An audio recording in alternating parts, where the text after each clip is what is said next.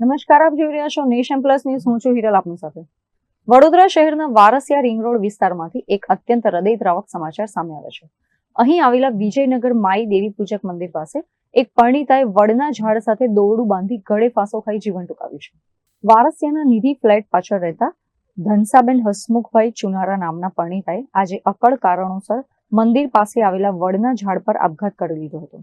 સ્થાનિકોના જણાવ્યા અનુસાર મૃતક બહેન પશુપાલન સાથે જોડાયેલા હતા અને બકરાના ચારા માટે અવારનવાર પીપળા અને વડના ઝાડની ડાળખીઓ કાપવા અહીં આવતા હતા. આજે જ્યારે તેમનો મૃતદેહ ઝાડ પર લટકતો જોવા મળ્યો ત્યારે સમગ્ર વિસ્તારમાં ફફડાટ ફેલાઈ ગયો હતો. સ્થાનિકોએ તાત્કાલિક પોલીસને જાણ કરતા વારસિયા પોલીસ અને 112 જનરક્ષકની ટીમ સ્થળ પર દોડી આવી હતી. પોલીસે સ્થાનિક લોકોની મદદથી મૃતદેહને નીચે ઉતારી પોસ્ટમોર્ટમ માટે સિવિલ હોસ્પિટલ ખસેડ્યો છે.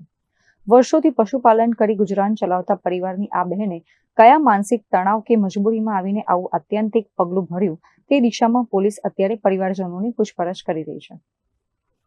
પરિણીતાના મોતથી પરિવારમાં અત્યારે માતમ છવાયો છે.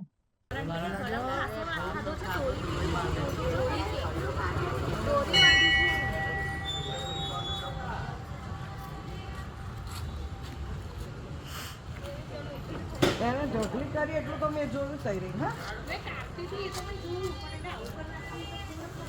ઢોકળી વાળી પછી ટીંગાઈ જો.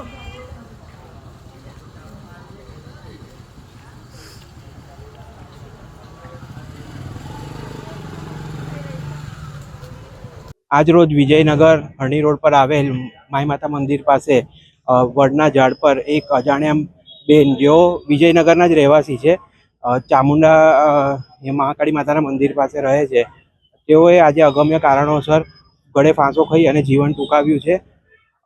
પાલો લેવા માટે આવ્યા હતા, જે વિસ્તારમાં મોસ્ટલી દરેક જગ્યાએથી પાલો લઈ આવે છે ઝાડ પર જઈને, પણ આજે ખબર નહીં કંઈક અગમ્ય કારણોસર તેમણે ગળે ફાંસો ખાઈ અને અહીંયા જીવન ટૂંકાવ્યું છે. તેમના પરિવારવાળા પણ હાલ આવી ગયા છે અને ખૂબ જ આક્રંદ કરી રહ્યા છે.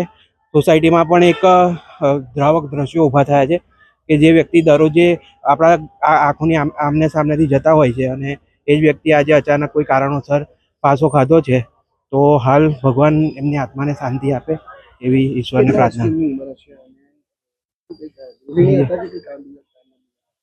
તેઓ હાલ અમારા જાણવા પ્રમાણે હાલ તો એ ગૃહિણી જ છે, ઘરે બકરીઓને એ કરીને જીવન ગુજારે છે અને દરરોજે સવાર પડતા પાલો લેવા માટે વિસ્તારમાં અમુક જગ્યાએ જાય છે અને આજ રોજ તેમણે આ પાલો લેવા માટે આવ્યા હતા અને તેમને જીવન ટૂંકાવ્યું છે.